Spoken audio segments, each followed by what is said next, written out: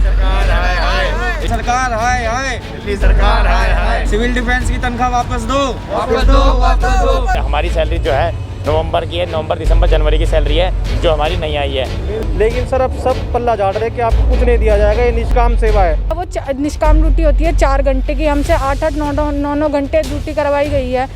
Sir इन्होंने शुरू से ही धोखाधड़ी करी है हमारे साथ। मुझे ये लगता है कि कहीं दिल्ली सरकार में और प्रशासन में और सिविल डिफेंस के जो छोटे अधिकारी हैं उनमें कम्युनिकेशन गैप है। पिछली बार भी जब कापासेड़ा गया तो 70 जवान लेके गया था, 70 के 70 जवानों को सैलरी नहीं मिली है 6 महीने से।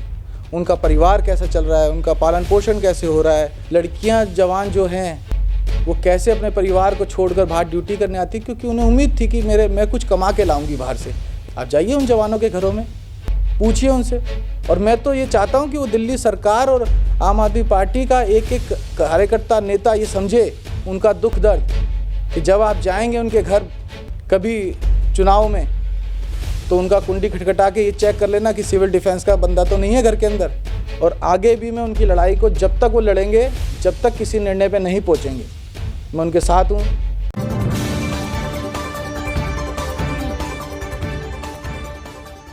हमारे साथ खास बातचीत करने के लिए मौजूद हैं उत्तम नगर विधानसभा के विंदापुर वार्ड के मंडल अध्यक्ष अभिषेक अत्री जी। अत्री जी, सबसे पहले स्वागत है आपका दिल्ली न्यूज़ एक्सप्रेस में। बहुत बहुत धन्यवाद भाई साहब। अत्री जी, जिस तरह से बात की जाए, अभी हाल में ही दिल्ली सरकार के द्वारा जो DCD दिल्ली सिविल डिफेंस के लिए वैकेंसी निकाली गई थी, तमाम कोरोना वॉरियर्स के नाम से लोग उसे कोरोना वॉरियर्स के नाम पर जान रहे थे, तो उनकी लंबे समय से सैलरी अटकी पड़ी है। इसको लेकर के आप क्या कहेंगे? देखिए, ये समस्या वैसे तो पूरी दिल्ली भर की होगी, पर मेरा दुर्भाग्य ये है कि मेरे वार्ड से जब ये रोज़गार मिल रहा था बच्चों को, तो 150 से 155 के आसपास ये सिविल डिफेंस में जवान हमारे यहाँ से गए और रोज़गार उन्हें मिला। दिल्ली सरकार ने उनको वादा किया कि हम रोज़गार दे रहे हैं।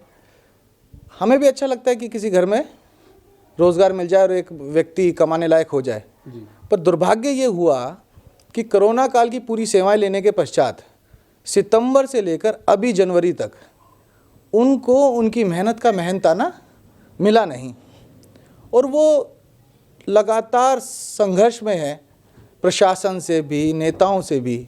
स्वयं जब मेरे पास आए तो मैं उनको लेकर DM ऑफिस गया, DM साहब SDM साहब से भी मिला, हेड ऑफिस कापासेड़ा भी गया और द्वारका वाले DM साहब से भी मिला, SDM साहब से। उन सब का यही कहना था कि ये एक निष्काम सेवा है। मुझे ये लगता है कि कहीं दिल्ली सरकार में और प्रशासन में और सिविल डिफेंस के जो छोटे अधिकारी हैं उनमें कम्युनिकेशन गैप है, क्योंकि अगर SDM साहब ये सब कहते हैं कि वो निष्काम सेवा है, तो नीचे के अधिकारी सिविल डिफेंस के जवानों को ये पूरा कम्युनिकेशन क्यों नहीं कर रहे हैं? आज भी बहुत सिविल डिफेंस के जवान हैं जो ड्यूटी कर रहे हैं जी। वो किस आश्वासन पे कर रहे हैं मुझे नहीं पता। हमारे पास तो जितना भी हम लोगों ने संपर्क किया, मैं पिछली बार भी जब कापासेड़ा गया तो 70 जवान लेके गया था, 70 के 70 जवानों को सैलरी नहीं मिली है 6 महीने से। उनका परिवार कैसा चल रहा है, उनका पालन पोषण कैसे हो रहा है। कुछ तो सिविल डिफेंस के जवान अपने घर के मुखिया हैं। अब मुखिया को घर चलाना, राशन वाले का पैसा देना है, दूध वाले का पैसा देना है, बच्चों की आजकल ऑनलाइन क्लासेज जरूर चल रही हैं पर स्कूल वाले फीस भी मांगते हैं भाई। वो परिवार का पालन पोषण कैसे कर रहे होंगे वो वही। जिस तरह से बताया कि आपने SDM ADM से बात करी, उनका ये कहना है कि ये निष्काम सेवा है, लेकिन कुछ ऐसे सिविल डिफेंस के कर्मचारी हैं जिनकी कुछ की सैलरी आ गई है और कुछ की नहीं आई है, तो इसको किस नज़रिए से आप देखते हैं? देखिए, मैं बताता हूँ आपको। इन्होंने आज जो ये कह रहे हैं ना निष्काम सेवा है, अगर ये एक्चुअल में निष्काम सेवा थी तो जून और जुलाई की सैलरी क्यों भेजी? बिल्कुल, अगर वो लिखित रूप में आपके पास आदेश नहीं है तो। अगर वो निष्काम सेवा थी तो जून जुलाई की सैलरी नहीं आनी चाहिए थी। अगर वो निष्काम सेवा थी तो उन बच्चों को पूरा 10 बजे से 6 बजे तक की 8 घंटे की ड्यूटी नहीं देनी चाहिए थी। निष्काम सेवा एक सिविल डिफेंस के जवान के लिए धर्म का काम करना होता है, और ये लोग निष्काम सेवा 2 घंटे 4 घंटे कर सकते थे। आप कहते तो सही, शायद इनसे ज़्यादा बच्चे भी आते, पर 6-6 8-8 घंटे रात रात को लड़कियां जवान जो हैं वो कैसे अपने परिवार को छोड़कर बाहर ड्यूटी करने आती, क्योंकि उन्हें उम्मीद थी कि मैं कुछ कमा के लाऊंगी बाहर से। इस इतने कोरोना काल में जहाँ इतने रोज़गार बैठ गए, कहीं ना कोई एक आसरा था उनके मन में कि हाँ ठीक है हम ये ड्यूटी करते हैं। 5500 रुपये की इनकी ड्रेस आपको पता है इनकी यूनिफॉर्म 55-5500 रुपये की यूनिफॉर्म इन लोगों ने ली। जो व्यक्ति इस स्थिति में हो उसको 5500 रुपये खर्च करना पड़ा हो, आप समझिए उस परिवार की क्या हालत होगी। आप जाइए उन जवानों के घरों में, पूछिए उनसे। और मैं तो ये चाहता हूँ कि वो दिल्ली सरकार और आम आदमी पार्टी का एक एक कार्यकर्ता नेता ये समझे उनका दुख दर्द, कि जब आप जाएंगे उनके घर कभी चुनाव में तो उनका कुंडी खटखटा के ये चेक कर लेना कि सिविल डिफेंस का बंदा तो नहीं है घर के अंदर, नहीं तो स्वागत बड़ा अच्छा होगा उन लोगों का।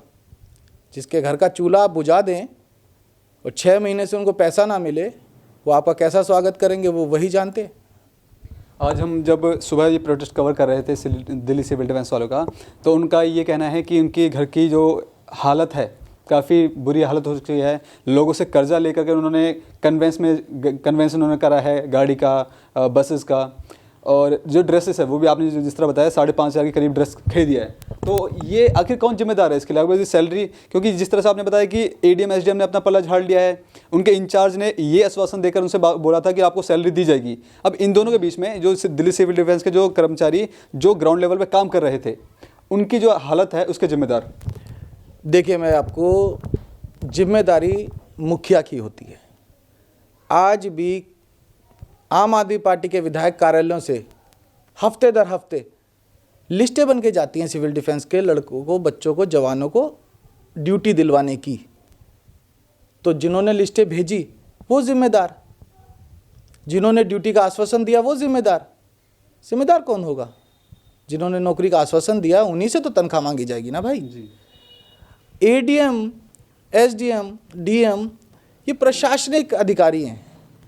ये तो सत्ता का, सरकार का जो आदेश आएगा उस पर ही पालन करेंगे भाई। ये अपनी मर्जी से कोई आदेश नहीं देंगे ना भाई। सरकार में बैठे लोगों की जिम्मेदारी है एक एक जवान को तनख्वाह देना, और नहीं देंगे भारतीय जनता पार्टी का एक एक नेता इसका जवाब देगा। और हमारे को राजनीति भी नहीं करें हम, वो जवान देगा जिसका चूल्हा बुझाए भाई। आप जाइए उनके घरों में, एक एक आम आदमी पार्टी, मैं तो चाहता हूँ कि आम आदमी पार्टी का जब नेता जाए उनके घरों में तो वो अपना पहले चूल्हा दिखाए कि 6 महीने की तनख्वाह नहीं आई, 7 महीने की तनख्वाह नहीं आई। हमें जवाब देने की ज़रूरत ही नहीं है। दिल्ली सिविल डिफेंस के जो कर्मचारी हैं वो अपनी सैलरी की मांग करते हैं। जो उनके सीनियर्स हैं जिन्होंने आश्वासन दिया था सैलरी देने, अब वही उनसे बात करते हैं तो जान से मार देने की धमकी, तुझे बाहर देख लेंगे, इस तरह के शब्दों का इस्तेमाल करते हैं। जी, मैं बता रहा हूँ आपको, ये भी मैं आपको अभी बोलने वाला था। मेरे पास बहुत सिविल डिफेंस के इन जवानों से ऊपर के जो अधिकारी होते हैं, हायरार्की मुझे नहीं मालूम, जैसा जवानों से मेरे को समझ में आता है। और मेरे पास रिकॉर्डिंग भेजी है, वीडियो रिकॉर्डिंग है कॉल्स की, जिन पर धमकियां जवानों को, जिन जवानों ने अभी मेरे साथ चल के डीएम ऑफिस तक गए, उन जवानों के पास अभी से धमकियां आने लग गई कि ये देख लेंगे, ये कर लेंगे, वो कर लेंगे। देखो ना भाई, 6 महीने से मेरा चूल्हा जब बुझा था तब क्यों नहीं देखा मुझे आके? तब मेरे परिवार का सुख दुख क्यों नहीं देखा तुमने आज आके? आज मेरे परिवार का चूल्हा बुझा हुआ है, मैं अपनी पीड़ा में अपनी दरखास्त लेके उन अधिकारियों के पास जा रहा हूँ। तो उस दरखास्त में आपको क्या समस्या है? अगर आप सही हो तो आप मेरे साथ खड़े हो, मुझे मेरे घर में मेरी तनख्वाह को दिलवाने में मेरा सहयोग करो, ना कि मुझे धमकाओ। मेरे पास रिकॉर्डिंग है उन धमकियों की, मैंने आपको दूंगा भी वो धमकियों की सब रिकॉर्डिंग। और मैं तो चाहूँगा कि आप अपने चैनल के माध्यम से वो रिकॉर्डिंग ऊपर अधिकारियों को भी दें। अत्री जी, आप देख लिया, अब जो ये कर्मचारी थे कर्जदार तो हो ही चुके हैं, लेकिन अब बात की जाए, आप मंडल अध्यक्ष हैं, आपकी क्या जिम्मेदारी बनती है और आप इनको किस तरह से आप इनकी मदद करने वाले हैं? आप देखिए, मैं आपको पहले भी बताया, आपका इंटरव्यू आरंभ होने से पहले भी मैंने बोला कि मेरे यहाँ पे 150-155 जवान हैं और उन जवानों के साथ मैं 24 घंटे खड़ा हूँ। मैं अभी भी मेरे संपर्क में है। आज भी आपके प्रदर्शन में जवान गए, जो प्रदर्शन हुआ आप भी वहाँ थे, साक्षी थे उसके। और जब भी हम डीएम एसडीएम के पास गए, मैं उनके साथ गया, उनका सहयोगी के रूप में गया। और आगे भी मैं उनकी लड़ाई को जब तक वो लड़ेंगे, जब तक किसी निर्णय पे नहीं पहुँचेंगे, मैं उनके साथ हूँ। हाँ, रही बात राजनीति की, भारतीय जनता पार्टी और स्वयं मैं मंडल अध्यक्ष होने के नाते से भी इस बात को दिल्ली प्रदेश तक ले जाऊँगा। मैं कोशिश करूँगा कि हमारे प्रदेश का नेतृत्व भी इस पे संज्ञान ले, और उनका जब वो संज्ञान लेंगे तो अपने आप सरकार को चेतना आएगी और जागेगी। तो आप बिल्कुल बेचिंत रहिए, भारतीय जनता पार्टी कभी भी किसी मुद्दे को वैसे राजनीतिकरण नहीं करती है। मुझे उनके घर के राशन की चिंता है, मुझे उनके परिवार के बच्चों की चिंता है। राजनीति करने का हमारा कोई विशेष उद्देश्य है भी नहीं, बहुत मुद्दे हैं राजनीति करने के। दिल्ली के मुख्यमंत्री अरविंद केजरीवाल को आप क्या कहेंगे, क्योंकि जिनके नेतृत्व में ये टीम गठित की गई थी, ये कर्मचारियों को हायर किया गया था, वो मुख्यमंत्री हैं, तो मुख्यमंत्री नेतृत्व कर रहे थे, मुख्यमंत्री के लिए क्या कुछ कहेंगे? देखिए, मुख्यमंत्री दिल्ली के केजरीवाल साहब, मैं तो बस आपके चैनल के माध्यम से इतना ही अनुरोध करूंगा कि अगर आपने किसी को आश्वासन दिया है तो उसको पूरा कीजिए। उनके घर में उनकी सैलरी मिल जाए, उनका परिवार ढंग से चल पाए। आपके एक आह्वान पर वो लोग बाहर आए थे, आपके आह्वान पर उन्होंने उस संकट काल में, जब किसी कोरोना पेशेंट का नाम अगर पड़ोस में गली में पता चल जाता था तो पड़ोसी बात करना छोड़ देते थे, उस काल में उस परिवार तक राशन पहुंचाना, दवाई पहुंचाना इन्हीं जवानों ने किया है। जब कोरोना के नाम से लोग घबराते थे तो यही जवान उस घर तक पहुंचकर उस पूरे परिवार की मदद करते थे।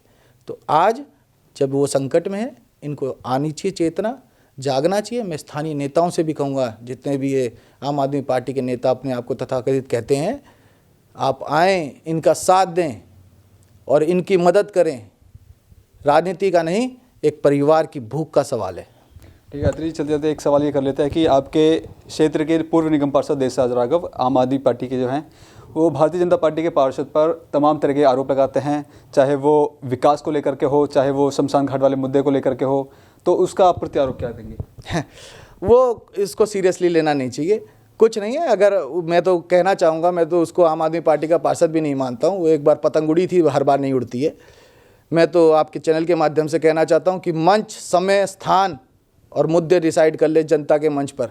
जब आह्वान करेंगे निगम पार्षद तो बाद की बात है, भारतीय जनता पार्टी का अध्यक्ष होने के नाते से मैं उसके हर सवाल का जवाब दे सकता हूँ और उसके कामों को भी मैं आपके सामने बड़े तरीके से रख सकता हूँ। उस पर कोई, मैं उस गंभीरता से नहीं लेते उन जो भी आरोप है, वो कुछ है नहीं। जी, ये थे हमारे साथ अभिषेक अत्री जी, जिनसे हमने खास बातचीत की। इनका ये साफ तौर पर कहना है कि दिल्ली सिविल डिफेंस के हर एक जवान के साथ ये हमेशा मौजूद हैं। जिस तरह से तमाम जगहों पर जाकर एडीएम एसडीएम से इन्होंने खुद जाकर के बात करी और ये आश्वासन देते हैं कि ये जब तक दिल्ली सिविल डिफेंस की सैलरी उनको नहीं मिल जाती तब तक उनके साथ कदम से कदम मिलाकर खड़े हैं। कैमरामैन राजन के साथ मैं संदेश सक्सेना, दिल्ली न्यूज़ एक्सप्रेस।